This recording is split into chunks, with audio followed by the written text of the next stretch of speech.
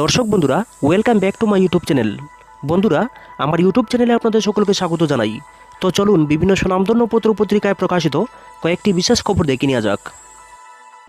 প্রতিবাদী কলমে প্রকাশিত বিশেষ খবরটি হল, গণনার মাঝে হার শিকার বিজেপি প্রার্থীর, রায়বেরেলিতে জয়ে গান্ধীদের তৃতীয় প্রজন্মের। ব্র্যান্ড বুদ্ধিতে তীর ধরলেও লোকসভায় জয়ের হ্যাট্রিক করতে চলেছে এনডিএ জোট। তথাপি ভাঙল না রায়বেরেলির মিট, জয়ী হয়েছেন রাহুল। গান্ধী পরিবারের তৃতীয় প্রজন্ম রেকর্ড 3 লক্ষেরও বেশি ভোটের ব্যবধানে হারলেন ভারতীয় জনতা পার্টির প্রার্থী দীনেশ প্রতাপ সিং। এমনকি গণনার মাঝেই হার স্বীকার করেছেন তিনি। অর্থাৎ বিধানসভায় হাহাকার উঠলেও লোকসভার যথারীতি কংগ্রেসকে স্বমহিমায় ফেরালো রায়বেরেলি। নেহেরু, ইন্দিরা, সোনিয়ার পর রাহুলকেও জয়ের আস্বাদে স্বাগত জানালো সাই নদীর তীরের বাসিন্দারা। এমনকি সোনিয়া গান্ধীর 1.5 লক্ষের বেশি চেয়ে বড় ব্যবধানে জিতলেন রাহুল। প্রশ্ন হলো, বারবার কেন এমনই হয়? রায়বেরেলি মানেই গ্যারেন্টি কংগ্রেস। কারণ কি? গ্যারেন্টির কারণ একটাই, 3বার ব্যতিক্রম হলেও 1952 থেকে শুরু করে যতবার লোকসভা ভোট হয়েছে এখানে জিতেছে হাত প্রতীকী। 20-এর মধ্যে 17বারই ইতিহাস বলছে কংগ্রেস ছাড়া বিকল্প কাউকে ভাবেনি না রায়বেরেলির ভোটাররা। ফিরোজ গান্ধী দিয়ে শুরু, সর্বশেষ 2019-এর ভোটে সোনিয়া গান্ধী। 5 বছর আগের শেষ সাধারণ নির্বাচনে গেরুয়া ঝরে উত্তরপ্রদেশ সহ হিন্দি বলয়ে ধুয়ে মুছে সাফ হয়ে গিয়েছিল কংগ্রেস। এমনকি উত্তরপ্রদেশে তাদের আরেকে গড় আমেথিতে স্মৃতি ইরানির কাছে হেরে যান খুদ রাহুল গান্ধী। বাকি বিরোধীদের হালও অতই বোঝো।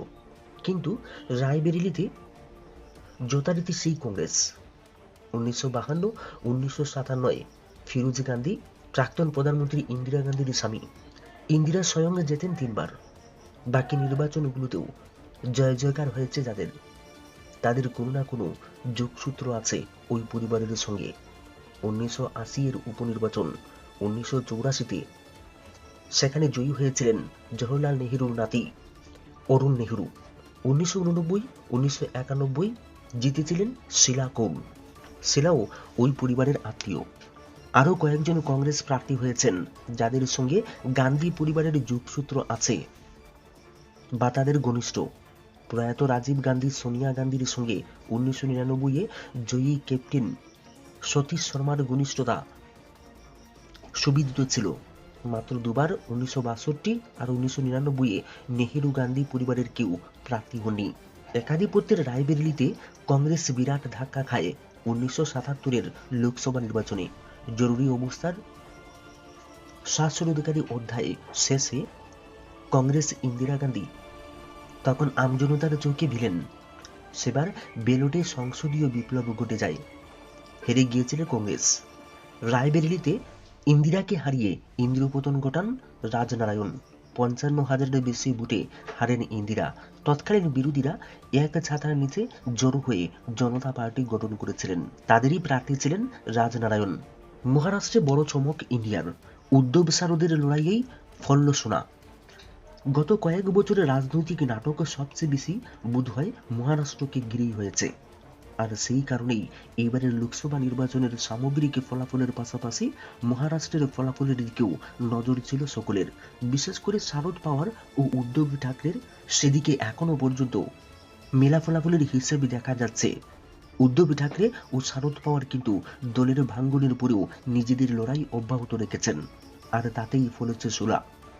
তাতেই ফলেছে সুফল। 2019 লোকসভা নির্বাচনে বিজেপি ও শিবসেনা জোট বেঁধেছিল। 48 আসনের মধ্যে 41টিতেই জয়লাভ করেছিল তারা। এনসিপি পেয়েছিল 4টি আসন, কংগ্রেস মাত্র 1টি। পরে বিধানসভা নির্বাচনেও বজায় ছিল শিবসেনা ও গেরুয়া শিবিরের ম্যাজিক। কিন্তু শেষ পর্যন্ত মুখ্যমন্ত্রীর পদ নিয়ে ভাঙ্গন ধরে তাদের মধ্যে। উদ্ধব ঠাকরে পদ্মের হাত ছেড়ে এনসিপি ও কংগ্রেসকে নিয়ে মহারাষ্ট্রে সরকার গড়েন। কিন্তু 2.5 বছরের মধ্যেই বড় ধাক্কা খান উদ্ধব। দীর্ঘদিনের বিশ্বস্ত সঙ্গী একনাথ শিন্ডে শিবসেনায় ভাঙ্গন ধরান। বিদ্রোহী নেতাদের নিয়ে বিজেপিতে যোগ দেন তিনি। বদলে যায় সব সমীকরণ। বিজেপির সঙ্গে হাত মিলিয়ে নতুন সরকার গড়ে শিবসেনার শিন্ডে শিবির। মুখ্যমন্ত্রী হন শিন্ডে। অন্যদিকে এনসিপিতেও দেখা যায় ভাঙন। শারদ পাওয়ারের ভাইপো অজিত পাওয়ারও বিদ্রোহী হয়ে উঠে বিজেপিতে যোগ দেন।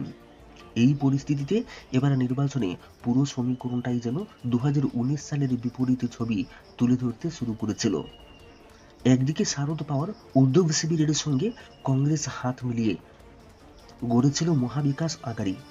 অন্যদিকে বিজেপি ও শিন্ডে অজিত শিবির মিলে মহাজোটী। এখনো পর্যন্ত যা ফলাফলের ছবি তাতে দেখা যাচ্ছে এনডিএ যেখানে 19টি আসনে এগিয়ে, সেখানে ইন্ডিয়া জোটী এগিয়ে 28টি আসনে, অন্যান্য এক। এই ফলাফলই বলে দিচ্ছে শারদ পাওয়ার এবং উদ্ধবের মতো অভিজ্ঞ নেতারা তাদের লড়াইয়ের ফল পেয়েছেন। প্রথমজন ভাইপো, অন্যজন বিশ্বস্ত ছায়াসঙ্গীর বিশ্বাসঘাতকতার সাক্ষী হয়েছেন। দলের ভাঙ্গন, প্রতীক হারানোর মতো ঘটনাতেও ভেঙে না পড়ে লড়াই চালিয়ে গিয়েছেন। সেই লড়াইয়ের ফল যে তাদের মুখে হাসি ফোটাচ্ছে তা বলাই বাহুল্য। পদত্যাগ করুন মোদী সহ মমতা। এক দশক পর দেশে একক সংখ্যাগরিষ্ঠতা পায়নি বিজেপি। আপাতত 231-এ থমকে রয়েছে তাদের। দেশের জনতার রায়ে খুশি বাংলার মুখ্যমন্ত্রী তথা তৃণমূল সুপ্রিমো মমতা বন্দ্যোপাধ্যায়। এই রায়ের পর নরেন্দ্র মোদী, অমিত শাহের পদত্যাগ করা উচিত বলেছেন তিনি।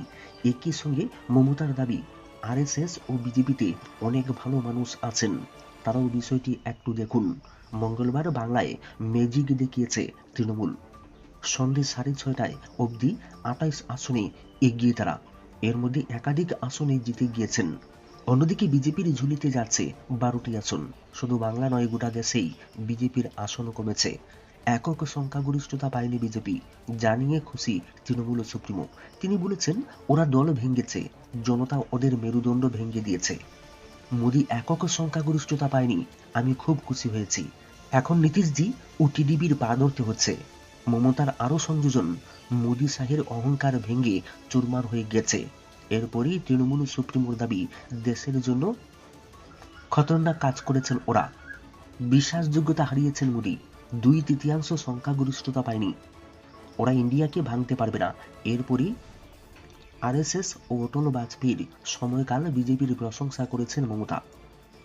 তার কথায়, আরএসএসে অনেক ভালো মানুষ আছেন, বিজেপিতেও কিছু ভালো লোক আছেন যারা বাজপেয়ী আমলে কাজ করেছেন।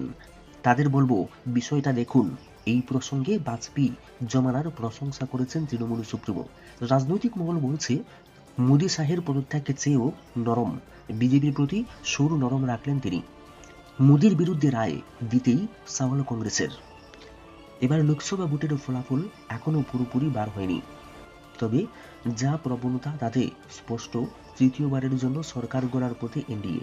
তবে এও পরিষ্কার যে একক সংখ্যাগরিষ্ঠতা পাচ্ছে না বিজেপি। এই ফলকে মোদীর নৈতিক হার বলে কটাক্ষ করেছেন কংগ্রেস। পাশাপাশি হাত শিবিরের বক্তব্য, দেশের মানুষ মোদীর বিরুদ্ধেই রায় দিয়েছেন। মঙ্গলবার বিকেলে কংগ্রেসের তরফে সাংবাদিক বৈঠক করেছেন মল্লিকার্জুন খার্গে, রাহুল গান্ধী, সোনিয়া গান্ধীরা। সেই সাংবাদিক বৈঠকে একাধারে বিজেপি এবং মোদী শাহকে আক্রমণ করেছেন কংগ্রেস নেতৃত্ব। খার্গে বলেছেন, জোটের এই ফল বিজেপির নৈতিক হার। বেকারত্ব, মূল্যবৃদ্ধির বিরুদ্ধে কংগ্রেস লড়াই করেছিল, এই লড়াই শেষ হয়নি। আগামী দিনেও আমরা সংসদে এই নিয়ে আওয়াজ তুলব। মানুষ এবার কোনো দলকেই সংখ্যাগরিষ্ঠতা দেয়নি। মঙ্গলবার খার্গের সুরেই রাহুল মোদী শাহ এবং বিজেপিকে আক্রমণ করেছেন। তিনি বলেছেন, মোদী শাহ দেশের এজেন্সি, অর্ধেক বিচার ব্যবস্থাকে কবজা করে রেখেছে। আমাদের লড়াই ছিল তার বিরুদ্ধে। সংবিধান বাঁচানোর লড়াইয়ে এটাই প্রথম পদক্ষেপ। বিজেপি বিরোধী জোট ইন্ডিয়া দলের অন্যতম শরিক কংগ্রেস। সেই জোটের প্রত্যেকটি দলকে ধন্যবাদ জানিয়েছেন রাহুল। তিনি বলেছেন, আমরা আমাদের জোট সঙ্গীদের সম্মান করি। রাহুল আরও বলেছেন, ভারতের মানুষ স্পষ্ট জবাব দিয়ে দিয়েছে, মোদী শাহকে সরকারে চায় না তারা। এই ফল বড় বার্তা দিল মোদীকে। একই সঙ্গে আলাদা করে উত্তরপ্রদেশের মানুষকে ধন্যবাদ দিয়েছেন রাহুল। তবে ভবিষ্যতে ইন্ডিয়া কি সরকার গড়বে? বিজেপি একক সংখ্যাগরিষ্ঠতা না পাওয়ার পরেও সেই প্রশ্ন উঠতে শুরু করেছে রাজনৈতিক মহলে। এমনকি কংগ্রেসের পুরনো বন্ধু চন্দ্রবাবু নাইডুর দল টিডিপি এবং নীতিশ কুমারের দল জেডিইউ কি করবে তা নিয়ে আলোচনা চলছে।